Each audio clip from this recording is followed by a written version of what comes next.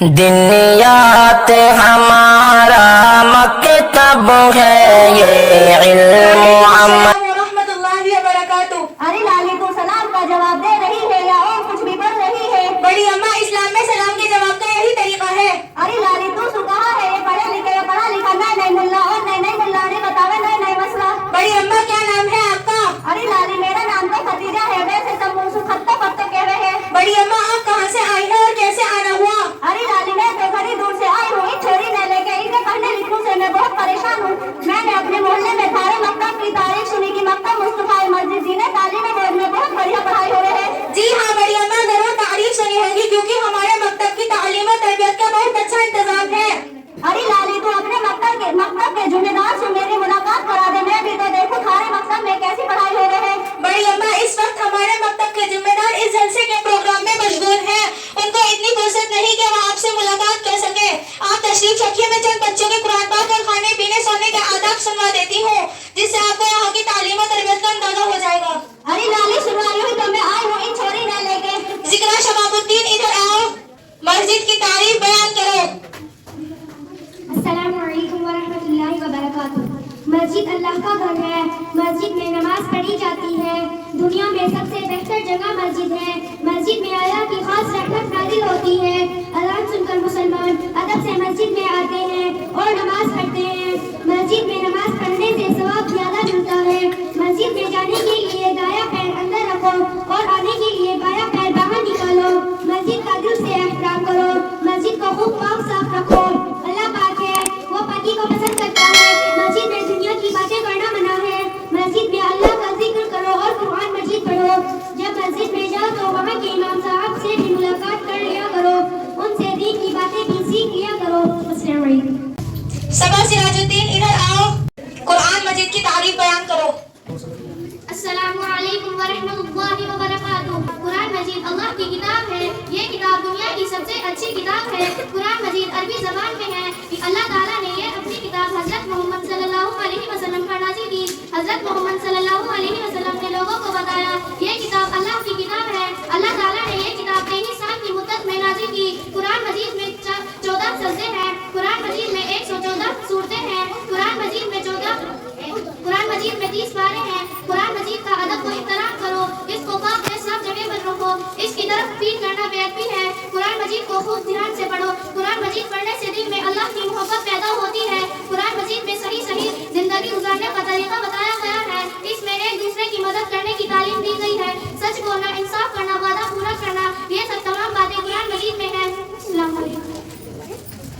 بڑی اماں یہ ہے ہمارے مکتب کی تعلیم و تربیت۔ ماشاءاللہ، اے دیکھو میرے باپ کی نماز سے یہ چھوٹی سی چیتلی کیسے پڑھ رہی ہے، ایسے سمجھو جیسے پڑھ بھی نہ تم اپنا آقا دیکھو کیسے منوج سی لکاری میری طرف ہو۔ بڑی اماں جلدی سے کام لو۔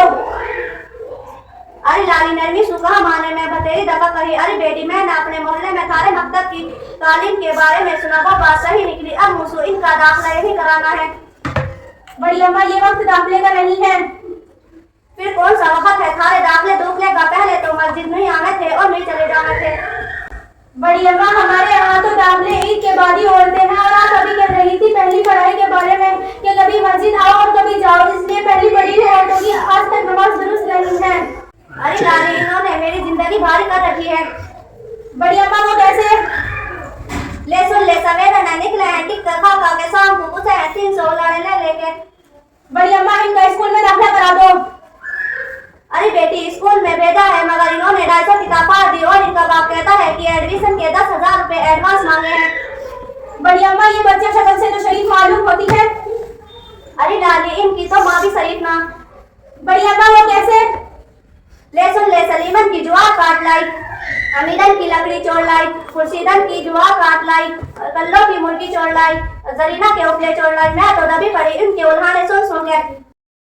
بڑی اماں اگر آپ اتنی پریشان ہے تو میں ان کا داخلہ کرا دیتی ہوں، لیکن داخلہ فیس لگے گی 700 روپے، جن میں ان بچوں کو ڈریس اور بیگ اور مکمل کورس دیا جائے گا، اور ماہانہ فیس 150 روپے۔ چار طرف سے پیسہ آتا ہے اور خوب دے رہے سرکار۔ بڑی اماں جہاں آپ نے دیکھا ہے باہر سے پیسہ آتا ہے یا سرکار دیتی ہے؟ باہر ایسے ہی سنے ہم تو۔ بڑی اماں حضور صلی اللہ علیہ وسلم کی ایک حدیث کا خلاصہ ہے، جو شخص سنی سنائی بات آگے پہنچا دے تو اس کی جھوٹ بولنے کے لیے یہی کافی ہے، اور جھوٹ شرک کے بعد سب سے بڑا گناہ ہے۔ जहन्नुम में डाला जाएगा जो लोगों में सुनी सुनाई बात कहता फिरे। अरे बेटी मैं तो बात सुनी सुनाई बात नहीं कह दूं। अरे इतना बड़ा गुनाह है, मैं आज ही अल्लाह से पक्की तौबा करती हूँ कि सुनी सुनाई बात कभी ना कह सकूं। चलो खैर बड़ी अम्मा ये तो बताओ कि स्कूल में दे देती हो 10,000 रुपए और मकतब में 500-700 के लिए बात बना रही हो, शर्म आनी चाहिए तुम जैसी औरतों को। अरे लाली स्कूल में तो एसपी डीएसपी डॉक्टर नहीं बनेगी और मकतब में मुल्लानी बनकर रहेगी।